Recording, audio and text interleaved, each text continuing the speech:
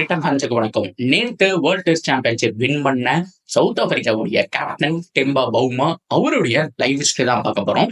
S, நம்ம சேனலை பொறுத்த வரைக்கும் வாரம் ஒரு நாள் ஒருத்தருடைய லைவ் ஹிஸ்டரி பார்க்கலாம் அப்படிங்கிற மாதிரி தான் நம்ம பிளான் பண்ணியிருக்கோம். அந்த வகையில நிறைய பேர் ஆவலா வெயிட் பண்ணிட்டு இருக்கக்கூடிய ஒரு விஷயம்னா டெம்பா பவுமா. அவரு வரலாறு படைச்சிருக்காரு. 27 வருடங்களுக்கு அப்புறம் சாத்தியப்படுத்தி காமிச்சிருக்காரு. அவர் யாரு, அவருடைய வாழ்க்கை எவ்வளவு கஷ்டமா இருந்தது, இன்னைக்கு இவ்வளவு தூரம் உயர்ந்து நிற்கிறதுக்கான காரணம் என்ன அப்படிங்கிறத பார்க்கலாமா? அதுக்கு முன்னாடி ஃபர்ஸ்ட் டைம் சேனல் வரீங்கன்னா மறக்காம சப்ஸ்கிரைப் பண்ணி சப்போர்ட் பண்ணுங்க. அப்பதான் அப்டேட் எல்லாமே எங்களை வந்து சேரும்.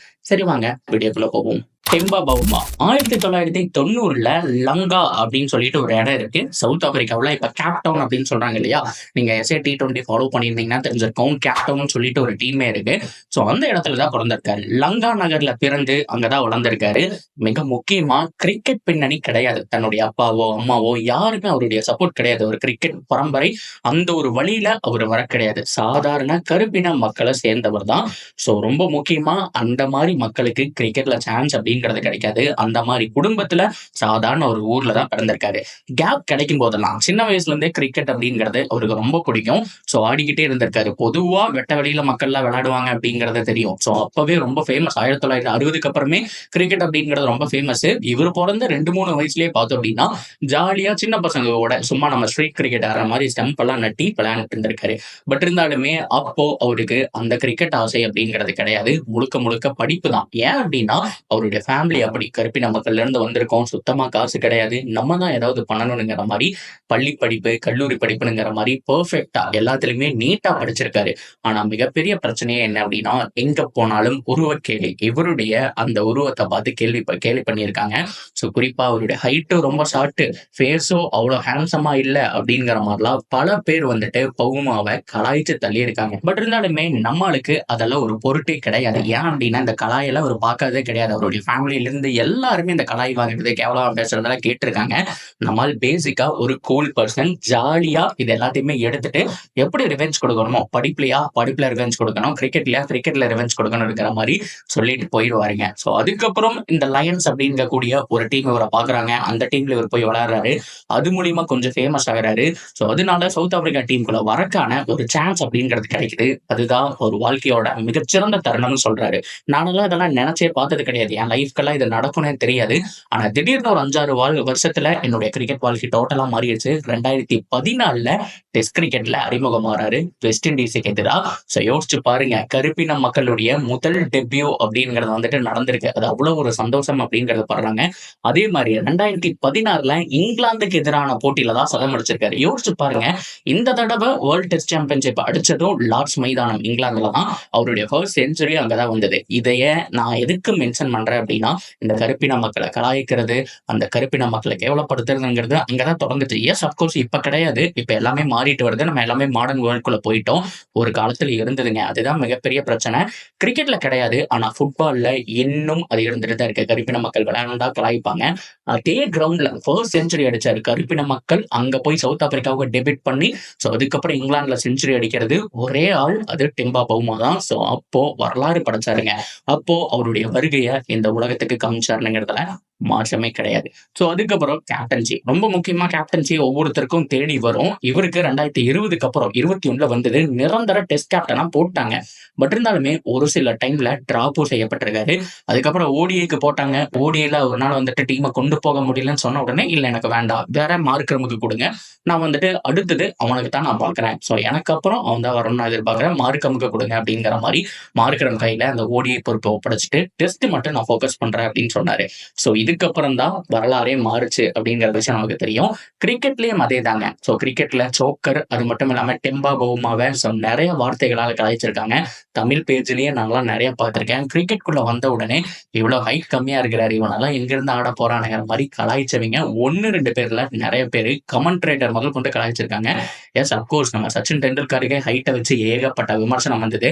ஆனா தலைமை 100 அண்டர் அடிச்சு காமிச்சா இல்லையா, அந்த மாதிரி டெம்பா பவுமாவும் ஒரு பேட்ல தான் பதில் சொல்லுவாரு. அவர பார்க்கும்போது பெருசா ரன் அடிச்ச மாரி தெரியாது. ஆனா, அவரு ஒவ்வொரு சிச்சுவேஷன் டீம் கஷ்டப்படுற ஒவ்வொரு சிச்சுவேஷன்ல சூப்பரான ஒரு நாக் ஆடி குடுத்துட்டு போயிருக்காரு. எப்பவுமே 100 அடிக்கிறவங்கள தான் நம்ம ஞாபகம் வச்சிருப்போம். 98, 90ல அவுட் ஆகுறவங்க. 80, 88ல அவுட் ஆகுறவங்கள ஞாபகமே வச்சிருக்க மாட்டோம். ஆனா, அந்த இன்னிங்ஸ் உடைய க்ரூசியல் அப்படிங்கிறது தெரிஞ்சிருக்காரு. இப்போ ஒரு 10 வருஷத்துக்கு அப்புறம் ஸ்கோர் கார்ட் பார்க்குறீங்க அப்படின்னா, 100 அடிச்சவங்க தான் நமக்கு பெருசா தெரியும். அவருடைய இன்னிங்ஸ் நமக்கு சப்போர்ட்டிவா தெரிஞ்சிருக்காரு. அப்படி பார்க்கும்போது டெம்பாவுடைய ஹிஸ்டரியில நெறைய இம்பாக்ட்ஃபுல் இன்னிங்ஸ் ஆடியிருக்காரு. பட் இருந்தாலுமே நான் சொன்ன மாரி சோசியல் மீடியால இவருக்கு ஃபேன் பேஜ் கிடையாது. அந்த பிஆர் டீம் என்னென்னமோ சொல்லுவாங்க இல்லையா? அதெல்லாம் எதுவுமே இல்லாம ஒரு பேக்ரவுண்ட் இல்லாம உள்ள வந்திருக்கிறதுனால, இவருக்கு அவ்வளோ பெரிய ஃபேன் பேஸ் கிடையாதுங்கிறதுனால, இவருடைய நேமே ட்ரோல் மெட்டீரியலா மாறிடுது. அதுக்கப்புறம் டெம்பா பவுமா வாழ்க்கையிலயும் கல்யாணம் பண்ணிக்கிறாரு. பட் இருந்தாலுமே அவருடைய ஆசை கிரிக்கெட்ல அச்சீவ் பண்ணணும். தனக்கு ஒரு பையனும் வந்துட்டா அப்படிங்கிற ஒரு பொருட்டோட கிரிக்கெட்ல ஏதாவது சவுத் ஆப்பிரிக்கா டீமுக்காக பண்ணி கொடுக்கணும். இந்த சவுத் ஆப்பிரிக்கா டீம் இருக்காங்களே, அவங்கள மாரி ஒரு கர்ஸ் அதாவது சபிக்கப்பட்டவங்க யாருமே இருக்க முடியாதுன்னு சொல்லணும். ஏன்னா பயங்கரமான டீம். ஒரு அசிம் அம்லா, ஒரு டீகாக், ஒரு ஏபிடி வில்லியர்ஸ், ஒரு ஃபேஃப் டூ பிளஸி, ஒரு ஜேபி டுமினி இந்த மாதிரியான ஒரு லைனப் பவுலிங் யூனிட்லயே பார்த்தோம் அப்படின்னா நீங்க ஸ்டெயின் ஏகப்பட்ட பேர் ஆல்பி மார்கல் முதற்கொண்டு நிறைய நீங்க சொல்லிட்டே போயிட்டு இருக்கலாம். மானி மார்கல்ங்கிற மாதிரி சூப்பரான ஒரு லைனப் அப்படிங்கிறதெல்லாம் வச்சிருந்தாங்க. ஆனா இந்த டீம்னால அதை சக்சஸ்ஃபுல் அப்படிங்கிறது பண்ண முடியல. வேர்ல்ட் டெஸ்ட் சாம்பியன்ஷிப் ஆகட்டும், இதுக்கு முன்னாடி ஹிஸ்டரி எடுத்து பார்த்தீங்க அப்படின்னா பெருசா அவங்கனால ஃபைனல்ல தோத்த நம்ம பார்த்திருக்கோம். இந்தியா கூட செமிஃபைனல் வரைக்கும் தான் புஷ் பண்ண முடியும். ஏகப்பட்ட பேர் இதுக்காக ட்ரை பண்ணாங்க. ஏபிடி வில்லியர்ஸ் ஆகட்டும், அதுக்கு முன்னாடி ஏகப்பட்ட ஜாம்பவான்கள், ஃபேஃப் டூ பிளஸி ட்ரை பண்ணாரு. யாருனாலுமே முடியாத ஒரு விஷயத்த முடிச்சு காமிக்கணும் அப்படிங்கிற மாதிரி வந்தாங்க. South Africa team world test championship சர்க்கிள்குள்ள வராங்க. ஒவ்வொரு டீமையுமே துவம்சம் பண்றாங்க. பேக் டு பேக் வெற்றிகள் அப்படிங்கிறது ஒவ்வொரு வருஷமா 2023க்கு அப்புறம் பார்த்தோம் அப்படின்னா ஒவ்வொரு மேட்ச்லயுமே அவங்க ஃபுல் ஃபோக்கஸோட விளையாடி ஜெயிச்சுட்டே வராங்க.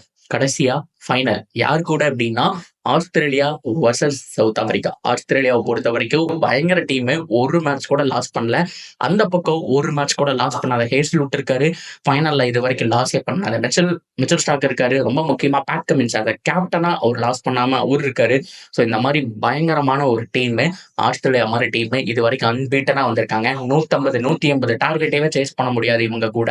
அந்த மாதிரி டீம் கூட பார்த்தோம் அப்படின்னா ஃபர்ஸ்ட் இன்னிங்ஸ்ல ஏமாற்றம். ஒரு 150க்குள்ள ஆல் அவுட் அப்படிங்கிறது ஆகுறாங்க. பவுமாவும் சீக்கிரம் அவுட் ஆகிறாரு. ரொம்ப முக்கியமா மார்கரம் டக் அவுட் ஆகுறாரு. அவங்க டீமே கொலாப்ஸ் ஆயிடுச்சு. ஆஸ்திரேலியா ஒரு 212 ரன் அடிக்கிறாங்க. அதுக்கப்புறம் செகண்ட் இன்னிங்ஸ்ல பார்த்தோம் அப்படின்னா ககிசோ ரபாடா யாருன்னு காமிக்கிறாரு. ஃபர்ஸ்ட் இன்னிங்ஸ்லயும் செம்ம பவுலிங். இதுலயும் பார்த்தோம் அப்படின்னா ஆஸ்திரேலியாவை கொஞ்சம் சீக்கிரமா சுருட்டி அவர் கையில கொடுக்குறாங்க. ஓவராலா 280 டார்கெட். இதெல்லாம் நடக்குமாப்பா? ஆஸ்திரேலியா பவுலிங்க பார்த்தீங்களா அப்படிங்கிற மாதிரி சொன்னப்போ மார்கரம் ஃபர்ஸ்ட் எடுத்த உடனே 0க்கு அவுட் ஆனவரு செஞ்சுரி அடிச்சாரு. ஆனா கூட சப்போர்ட்டிவ் ஆல்ரெடி நான் சொன்ன மாதிரி ஹீரோஸை ஞாபகம் வச்சிருப்போம். சப்போர்ட் ரோல் ஆடினவங்கள ஞாபகமே வச்சிருக்க மாட்டோம். மேக்ஸ்வெல் ஒரு தடவை டபுள் செஞ்சுரி அடிச்சார் ஞாபகம் இருக்குன்னு நினைக்கிறேன். ஆப்கானிஸ்தான் கூட காலில் அடிபட்டுட்டு அந்த மேட்ச் பேட் கமின்ஸ் உடைய இன்னிங்ஸ் எவ்வளவு இம்பாக்ட்ஃபுல் அப்படிங்கறது பார்த்தவங்களுக்கு தான் தெரிஞ்சிருக்கும். ஒரு சைடு விக்கெட் போயிடுச்சு, 8 விக்கெட் பக்கம் போயிடுச்சு. ஒரு பக்கம் ஸ்டாண்ட் பண்ணி ஆடணும். அவர் அந்த இடத்துல டெஸ்ட் தான் ஆடி இருப்பாரு. ஆனா அவர் நிக்கல அப்படின்னா அடுத்த ஒரு டெய்லண்டர் அவுட் ஆகிட்டாருன்னா என்ன பண்ணுவீங்க? அதுதான் கேள்வி. அந்த மாதிரி ஹோமா ஒரு இடத்துல ஆங்கர் ரோல் அப்படிங்கறத ஆடினாரு. ஒரு பக்கம் நீட்டா நின்று பொறுமையா 66 அடிச்சாரு. ரொம்ப குரூசியல். அதுக்கப்புறம் வரலாறு தான். 27 வருடங்களுக்கு அப்புறம் யாருனாலையும் முடியாத ஒரு விஷயத்த பண்ணி காமிச்சாரு. டெஸ்ட் சாம்பியன்ஷிப் முதல் ஐசிசிங்கிறத அடிச்சு கொடுத்தாரு. அடிச்சு கொடுத்தது மட்டும் இல்லாம கான்பிடண்டா பேசினாரு. ஆஸ்திரேலியாவை பத்தி கேவலமாலாம் பேசல, புகழ்ந்து பேசினார். இந்த அளவுக்கு ஹம்பிளான ஒரு மனுஷன். ஹைட்டை வச்சு, உருவத்தை வச்சு பயங்கரமா கேலி பண்ண எல்லாருமே மிகப்பெரிய ஃபேன்ஸ் ஆயிட்டாங்க. இது போக டெம்பா பவுமா இவ்வளவு நல்ல மனிதராகிற காரணம் என்ன அப்படின்னா கருப்பின மக்கள் நான் சொன்னேன் இல்லையா, அந்த பக்கம் அவங்களுக்கு சாப்பாட்டுக்கு வழி இல்லை. படிப்பெல்லாம் யோசிச்சு பாருங்க. சாப்பாட்டுக்கே தேடுங்கிறப்ப ஸ்கூலுக்கெல்லாம் அனுப்புவாங்களா? டெம்பா பவுமா ஃபவுண்டேஷன் அப்படிங்கிற ஒன்று ஆரம்பிச்சு தாங்கிட்ட வர காசு எல்லாம் இதுல கொடுத்து ஸ்கூல் பொண்ணுங்களுக்கு, பசங்களுக்கு புக்கு, அது மட்டும் இல்லாம இந்த பேனா, சின்ன சின்ன விஷயம் உங்களுக்கு ஃபீஸ் கட்டுற அளவுக்கு எல்லாருக்குமே அமௌண்ட் பவுமா கிடைக்குமான்னு கேட்டா கிடைக்காது. ஏன் அப்படின்னா அவர் பிரான்சைஸ் கிரிக்கெட் ஆடுறது இல்லை. அவருக்கு அங்கேயே சம்பளம் வர்றது கிடையாது. யோசிச்சு பாருங்க. பவுமாவை நீங்க எங்க பார்த்திருக்கீங்க? சவுத் ஆப்பிரிக்கா டீம்ல மட்டும்தான் பார்க்க முடியும். பெருசா பிரான்சைஸ் கிரிக்கெட்லயும் அவரை போய் எடுக்க மாட்டாங்க. அவரெல்லாம் நின்று T20 எல்லாம் அடிப்பாரான்னு சொல்லிட்டு எடுக்க மாட்டாங்க. காசே இல்லாதப்போ அட்லீஸ்ட் புக்கு, பேனா இதெல்லாம் வச்சு உதவுறதாகட்டும், ஒரு 2-3 பேருக்கு நம்மளால முடிஞ்சது ஒரு ஃபீஸ் கட்டி படிக்க வைக்கிறதாகட்டும். இந்த மாதிரி பல நல்ல விஷயங்கள் அப்படிங்கிறது பவுமா பண்ணிட்டு இருக்காரு. அதனாலதான் இன்னைக்கு வரைக்கும் சிறந்த மனுஷனா இருந்திருக்காரு. ஒரு நல்ல மனிதன் சொல்லியாகணும். இதுக்கு முன்னாடி நம்ம ஒரு த்ரோ பேக் பார்க்கணும். உங்க பாட்டி தான் இவங்களுக்கு டெம்பா பவுமா அப்படிங்கிற பேர் வச்சாங்களாமா. அவர் என்ன சொல்றாரு அப்படின்னா, ஒரு சில வருடங்களுக்கு முன்னாடி கொடுத்த பேட்டியில, டெம்பா அப்படின்னா ஹோப், நம்பிக்கை அப்படின்னு அர்த்தம். எங்க பாட்டி தான் எனக்கு இந்த பேர் வச்சாங்க. நான் உன்ன நம்புறேன்டா. நம்ம மக்களுடைய எல்லா விதமான பிரச்சனைகளையும் நீ போக்குவ. நீ கண்டிப்பா நம்ம குடும்பத்துக்கும் உழைச்சு கொட்டுவ. நல்ல மனிதனா வருவேன்னு நான் உன்ன நம்புறேன். அதனால தான் டெம்பா அப்படிங்கிற பேர் வச்சிருக்கேன். பவுமான்ங்கிறது செகண்ட் நேம் தான். டெம்பான்ங்கிறது தான் உங்களுடைய ஃபர்ஸ்ட் நேமு. அந்த பேரு பாட்டி தான் எனக்கு வச்சாங்க. டெம்பா மீன்ஸ் ஹோப் அப்படிங்கிற மாரி சொல்லி முடிச்சுட்டாரு. உண்மையாலுமே அந்த ஹோப், அந்த நம்பிக்கை நேத்து கை குடுத்திருக்கு. Salute Temba Bavuma.